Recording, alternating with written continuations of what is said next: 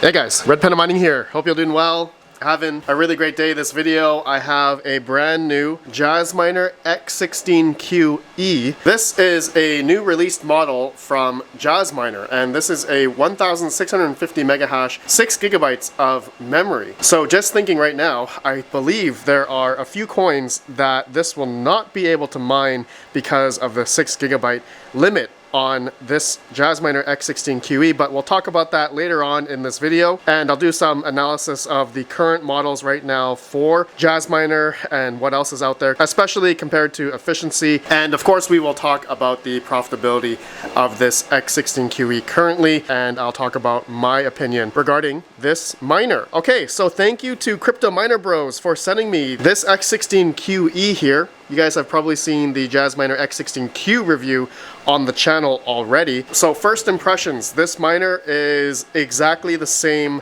I'd say, body, the same size as the X16Q. But there's just a little bit less, I'd say, hash rate compared to the X16Q, which I believe does over 2 gigahash, but this one does 1.65 gigahash, okay, at about 550 watts is the advertised power consumption, which will be able to mine at 120 volt to 240 volts. So it did come with the power cables here. There's two different power cables it came with.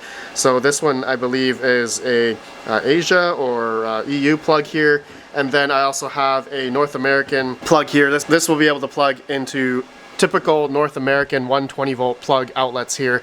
Okay, so I will test that out in this video here. We will see how much power this thing will actually take while mining. It also came with the ears. Okay, so you can rack mount this X16QE to a server rack, which is great. So just quickly looking at the front here at the top, this is the indicator lights at the top, normal or fault, IP report button, and there's a reset button here, which you'll have to use a paper clip.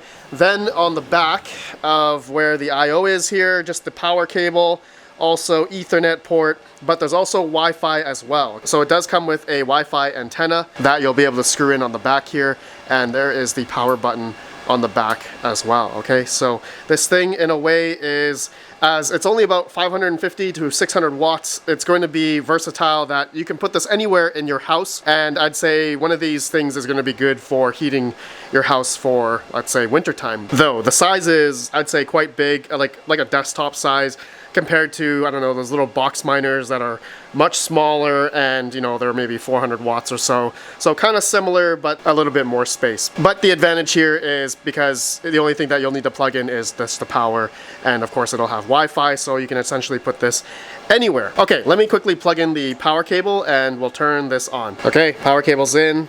Ethernet's in. I also did screw in the Wi-Fi adapter. We'll need to plug in the Ethernet first because obviously I need to get into it first so that I can configure the Wi-Fi and also the mining pool and all that kind of stuff. So let's go ahead, let's turn this on. Okay, and this thing is probably going to be very quiet. The X16Q was generally quiet as well, so that's why this thing is advertised to basically mine at home, you know, somewhere upstairs, and also produce some heat as well. But these things are pretty efficient for what they are these days. But we'll talk about the 6 gigabyte, I guess, kind of a limitation in a way, that currently this will not be able to mine Ethereum W. And then I believe Ethereum Fair is going to be hitting up the 6 gigabyte DAG in September of 2024. So then this will not be able to mine Ethereum Fair or W. But of course, this will be able to mine Ethereum Classic, or dual mine Ethereum Classic and Zilliqa, or you could mine Octaspace with this thing. Okay, but let me set this up in the computer, and then we'll talk about all that stuff in the computer. I'll show you guys what coins this will be able to mine and what coins this won't be able to mine. Okay, so it's been almost 24 hours since I've been mining with this thing. I've actually been mining with it for the past like 3 days. I've just been like testing out different power modes on this thing. So if we go to miner, okay, scroll down, you can see work mode. So they have efficiency, balance, performance, and performance ultra. So I've been having a bunch of issues actually trying to get performance and performance ultra to work.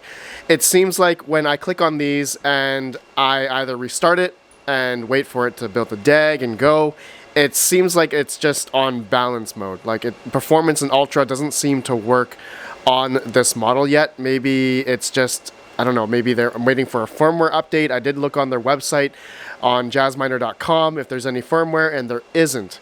So I don't know if mine is maybe the only one that's having this issue or not. I'm not quite sure, but I've only been able to see different numbers between balance and efficiency, okay, which I have done already on my efficiency sheet here. So right now, my balance mode, okay, I'm getting about pretty much what is advertised, you know, plus or minus, you know, 3 or 5%, okay? So I'm getting about 69 mega hash at about 603 to 604 watts at the wall. Okay, so that is about an efficiency of 0.36 watts per hash, or joules per terahash. So not as efficient as the X16Q, as we can see here. Okay, but the price is generally much cheaper. We'll talk about that in a second. Okay, so now let's just show you guys the web GUI just a little bit more here. Okay, so I have been having a bit of web GUI issues, and I don't know if this again is because there's going to be a new firmware update coming soon or not, but it's giving me a lot of bugs. As you know, as I was trying to play around with changing the power modes and such, and going through here, going here, doing this, when I changed it, sometimes it would just freeze the whole rig and it wouldn't start loading the DAG. So see, when I go back to dashboard, you guys can see here, no information is popping up, but when I'm looking at the wall, it's still mining at 604 watts. So I have to press F5 on the keyboard sometimes to re-jolt the web GUI. Now, sometimes if I do that, it doesn't come up. And sometimes I click on this auto refresh button, it works, sometimes it doesn't. I tried different browsers. I'm using Brave browser right now. Google Chrome was giving me like the same issues. So I don't know if some of you guys have noticed this issue with some of the Jasminer's web GUI. It's a bit buggy in a way. All right, so anyways, yeah, it is mining okay. If I show you to k1pool.org, which I'm mining Octaspace and Zilliqa right now, you can see right here X16Q getting about 1.62 gigahash. Okay, it fluctuates from, I saw go up to 1.7, you know, 1.65. As you can see, the fluctuations in hash rate on this thing, according to the dashboard here, it goes from like 1700 mega hash up to like 2079 at one point. I don't know what happened there, but then went down to 1447 mega hash. 1888, you know, it's fluctuating quite a bit here. So my average though over the past 23 hours has been about 1632 mega hash. Okay, so I'm not getting the, you know, 1650 at about 550 watts.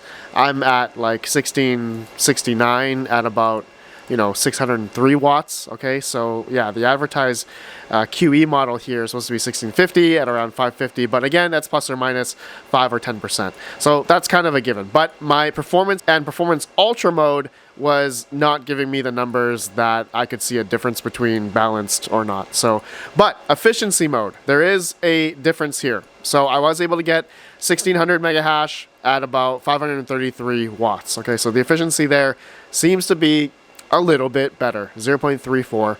So there you guys go. There's the results I got on this QE specifically. Okay, so I guess Silicon Lottery, everyone else's model is going to be different. Okay, let's talk about the risks now involved in buying one of these. For anyone that's looking to purchase one of these, thank you to Crypto Miner Bros. If you guys are interested, their pricing on their website is all in pricing. It also includes the shipping, and also they also lower the value of the miner when it comes to you, so that you have to pay less duties and taxes. So thank you to Crypto Miner Bros. Link down below. Use code RedPanda for another $50 off. Okay, so let's talk about the efficiency against the other popular Jasminers, or, you know, ETH hash, ETC hash, ASIC miners that are out in the market right now. Okay, so the Bitmain E9 Pro is about 0.55 watt per hash, right? But as we go up here, the QE, that's about 0.35, 0.36, okay? But as we go up here, you can see the Jasminer X16P is just marginally better here. The X16Q is a little bit better here, 0.31, okay, versus 0.35.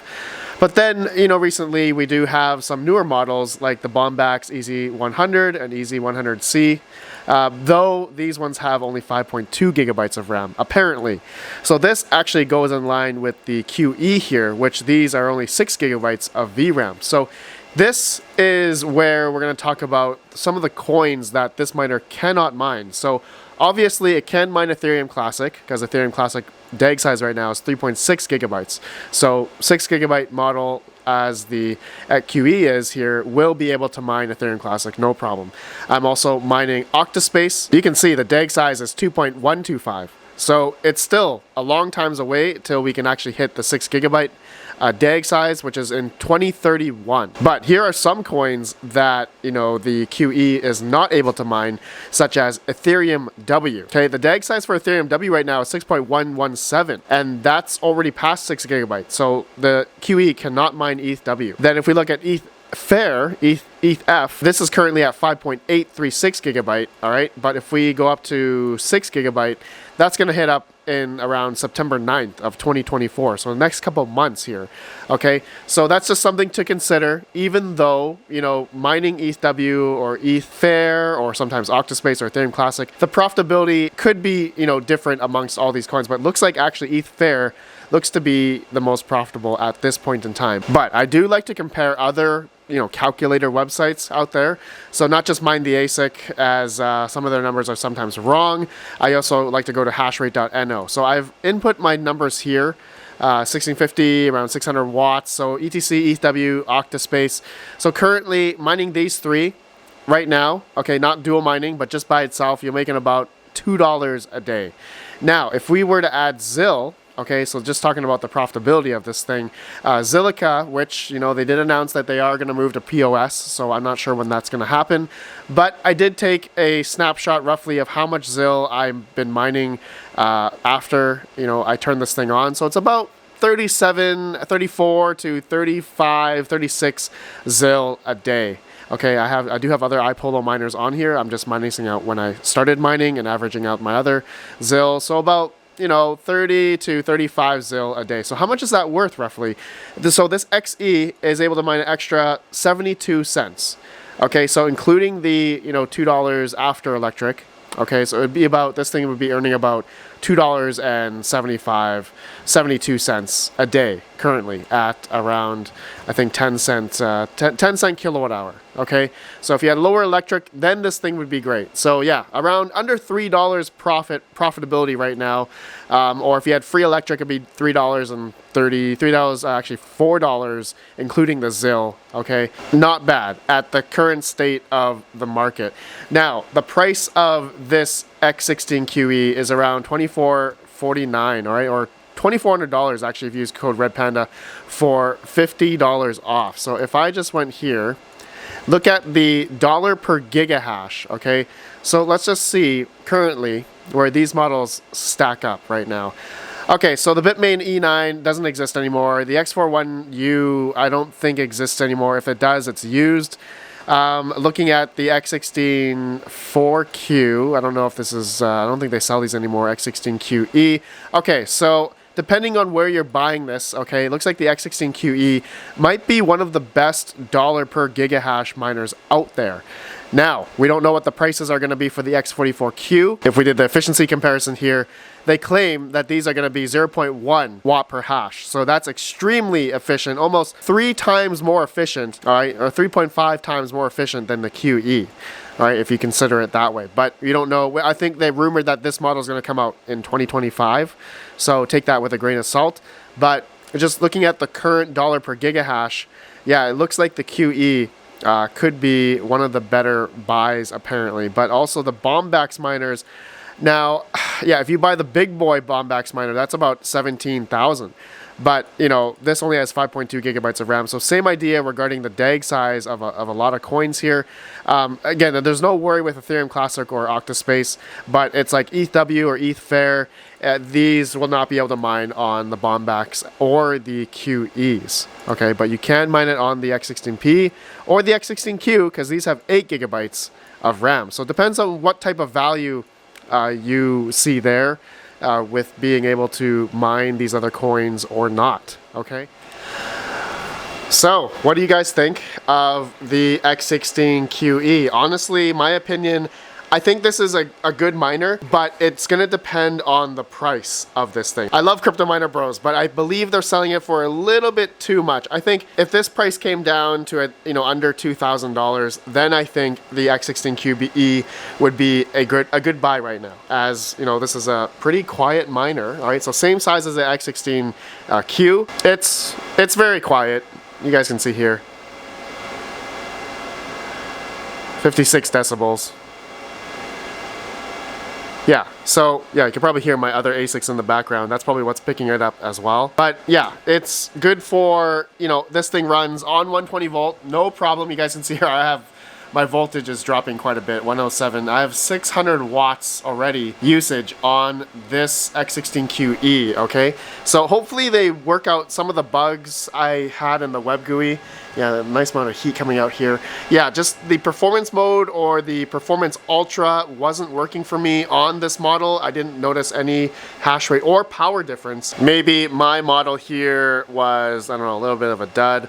Just looking at the temperatures here, it's fairly cold. It's under 50 degrees Celsius on this thing, so yeah, there's really no worry about this thing like overheating or anything. Even in the web GUI, the temperatures did say it was pretty much under 50 here. Yeah, temperature 45, 48, okay? So yeah, this thing is pretty cool, and yeah, it's not gonna run that hot. Good to put somewhere because it also has Wi-Fi as well, so there's an advantage of that. All right guys, you guys let me know what you think. Again, there are other models out there that are more efficient, but depending on the price, this is not bad. This is really not bad. But it's all going to come down to if you also believe in a lot of those coins are going to appreciate and have value in the future. Thus, this miner could have a lot of value in the future as well, especially for like home miners. But time will tell. All right, my friends, thank you for watching. Let me know your guys' thoughts about the X16QE here. Thank you to Crypto Miner Bros for the miner here, and I will see you all in the next video. Have a good one. Peace out. Peace out.